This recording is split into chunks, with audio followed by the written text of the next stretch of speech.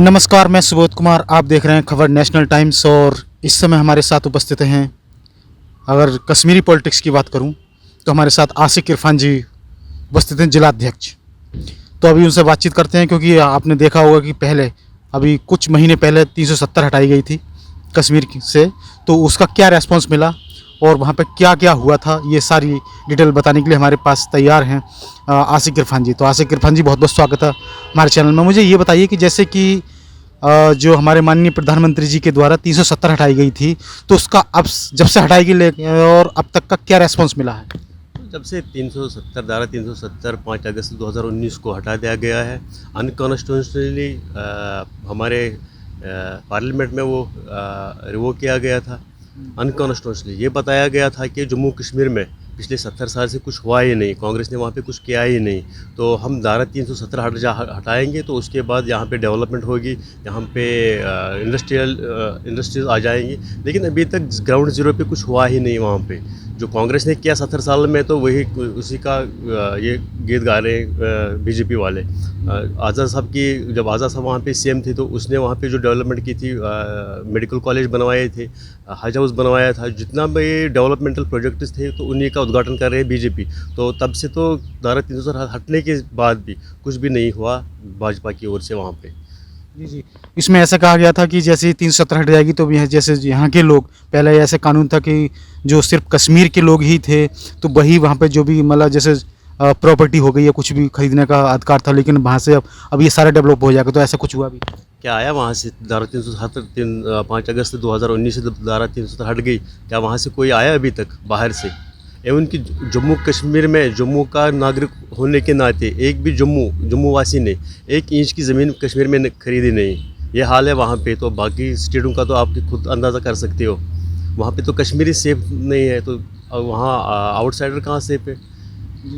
जैसे कि 370 हटाएगी तो कुछ समय के लिए वहाँ पर नेट वगैरह बंद कर दिया गया और स्थिति काफ़ी ख़राब हुई थी, तो क्या अभी भी वहाँ, अगर मैं अभी इस समय मौजूदा स्थिति की बात करूं, तो किस तरह के वहाँ पर अभी राहत है, लोगों को कैसी है? देखो, 370 हटाने के बाद ये कहा गया था कि हमारे जो गृह मंत्री हैं, उन्होंने बताया था कि वहाँ पे लॉ एंड ऑर्डर का माहौल जो है ख़राब हो रहा है। बीच में क्या रहा है, यही धारा 370, क्योंकि सेंटर के जो केंद्र के जो कानून है वो वहाँ पे डायरेक्ट इम्प्लीमेंट नहीं हो रहे। तो जब 370 हटी, तो उसके बाद आप कल देख रहे हैं, तो 2 दिन पहले वहाँ पर इनकाउंटर हुआ, तो 3 सिविलियन की कैजुअलिटी हुई। तो ये दर्शाता है कि हालात कहाँ पर है, हालात काबू में आए हैं कि नहीं है। जब से 370 हट गई तो तब से ज़्यादा हालत ख़राब हो गई। तो ये लोग कह रहे थे कि यहाँ पे हालत काबू में आ जाएंगे, आप खुद देख रहे हैं। लास्ट सवाल है कि जैसे कि कुछ आंतरिक सूत्रों से कि अगर मैं मानूं, जैसे कहा जाता है कि वहाँ पे जो कश्मीर के लोग, जहाँ धारा 370 लगी हुई थी, तो वहाँ पर वो अपने आप को मतलब पाकिस्तान का हितैषी मानते थे, अपने आप को इंडियन नहीं मानते। तो क्या ये सच है कि इस तरह का? क्या आपको लगता है?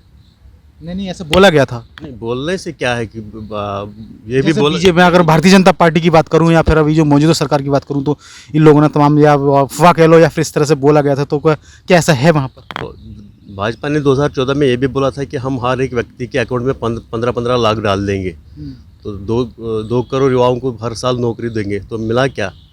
ये तो खाली जमा खर्च बातें थी, बाकी कुछ नहीं है।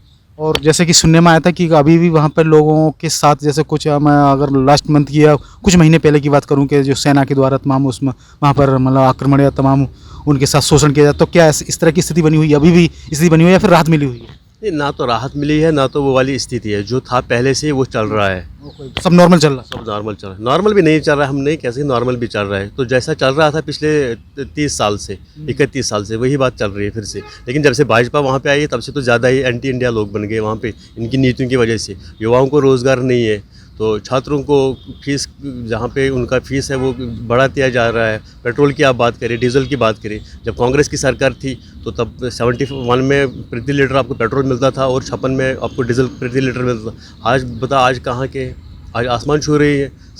दाल कहाँ पहुँच गई, सब्ज़ी कहाँ पहुँच गई। टमाटर, जब कांग्रेस की सरकार थी, टमाटर केजी आपको मिलता था 40 रुपये में, आज 80-90 में मिल रहा है। तो ये तो इनकी जो रणनीति है, ये तो इनकी नीतियाँ जो है वो फेल हो गई है। अभी आपने कहा था कि यह स्थिति नॉर्मल नहीं है, तो आप नॉर्मल स्थिति के लिए जैसे कि जिला अध्यक्ष होने के नाते क्या चाहते हैं, मतलब किस तरह की स्थिति होनी चाहिए, क्या होना चाहिए उनके हित के लिए, क्या चाहते हैं? सबसे पहले कि स्टेक होल्डर जहाँ के वहाँ के हैं, उनसे के साथ बात करनी चाहिए, युवाओं के साथ बात करनी चाहिए, युवाओं को रोज़गार मिले। जब युवाओं को रोज़गार मिले तो वो काम पे लग जाएंगे। तो ऐसा है वहाँ पे इश्यूज है, रोज़गार का इशू है। भटके हुए नौजवान है, कहाँ जाएं जब उनके पास रोज़गार ही नहीं है, तो ऐसा माहौल क्रिएट होता है फिर। मतलब लास्ट में फिर मैं आपसे यही कहूँगा कि जो 317 हटाने का कोई बेनिफिट नहीं रहा, मतलब कुछ भी डेवलपमेंट नहीं, कोई भी डेवलपमेंट नहीं बना हुआ है। 317 हटर खाली वोट बैंक था बीजेपी के लिए, बाकी कुछ नहीं था। बहुत बहुत धन्यवाद आपका।